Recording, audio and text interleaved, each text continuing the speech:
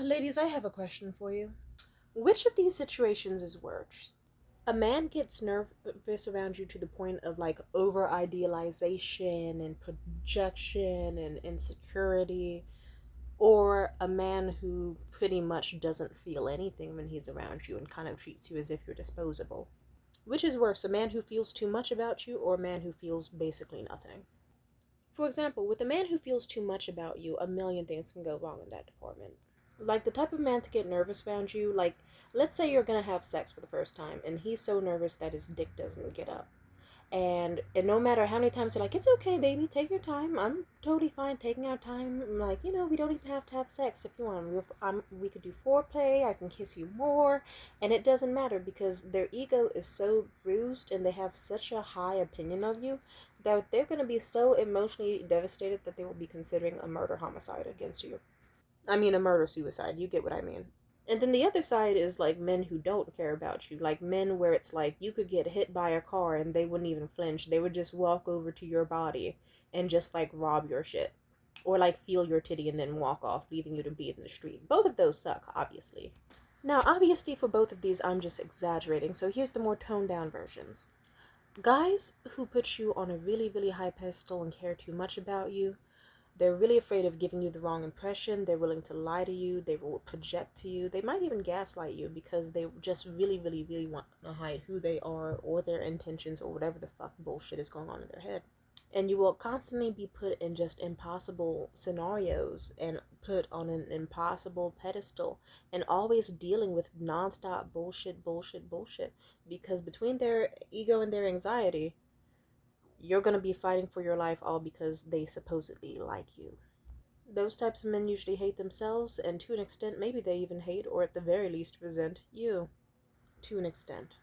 And then the latter is like the fuckboy type, like for example, the type of guy who will happily make you uncomfortable if it means he gets a gain from you. Like he will grope your ass without a doubt, even when you said you're not comfortable with it.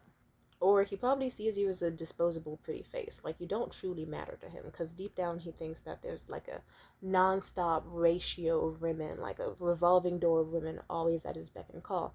Or at the very least, even if there aren't, he just sees you as like some chick. Some chick that he can have out of any chicks. Nothing special about you, nothing important about you. You're just a chick. Ideally a pair of tits with a hole somewhere on your body. I feel like that's the two distinctive types of objectification, and those are the ones I deal with the absolute most. And no offense, that's why my opinion of men has just been getting lesser and lesser, because I keep running into it. Like that situation this passing summer where a guy, I guess, put me on such a high pedestal in his mind that he was like, you know what? I'm gonna hide the fact that me and my ex only broke up a few weeks ago because I don't want to scare off Timidity and I really like her. So let me lie and say we've been separated for half a year. That was a lie, and it was a stupid fucking lie because next thing you know, his psychotic ex-girlfriend was punching me in the fucking face because she was very, very, very upset. And it's like, oh, like, yeah, that's just Jesus Christ. He could have also let me know she was fucking crazy. Just Jesus. Or actually, I have a million stories in that department. It's so annoying. Men spending money on me because they think I deserve it, but then deep down also resenting me for it. They're like, God damn it, I hate that she wants me to spend all this money on her whole time I haven't asked for a single thing. They've done that on their own accord. Men having internal monologues to themselves about all the things that I possibly could hate about them whole time I saw them as lovely. I really don't like the first. And then funny enough, to get over the first, it's like, okay, let me put myself out in the dating scene again, and what do? You find a lot of the second type.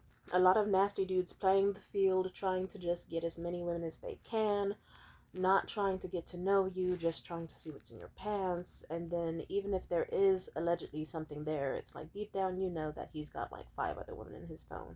It's like, hell, once I thought a dude had 5 other women in his phone, he had 8. And I was like, that makes sense. He did never want to talk about... Like, I remember if we were talk, he would only talk about the things he wanted. If I said anything of any sort of topic or relating to me, he would not acknowledge it. And I noticed that. And that was his tactic and method to try to, like... Simply put, I noticed it for what it was. I was like, I'm going to need you to actually care about what I'm saying and reply to it, dude. Otherwise, I'm going to assume you don't give a shit about me. He tried to start a fit over it. Shit hit the fan. Let's just say It led to a series of events where I got to learn he had 8 other women he was talking to. And that was just his way of like trying not to get information about all of us mixed up.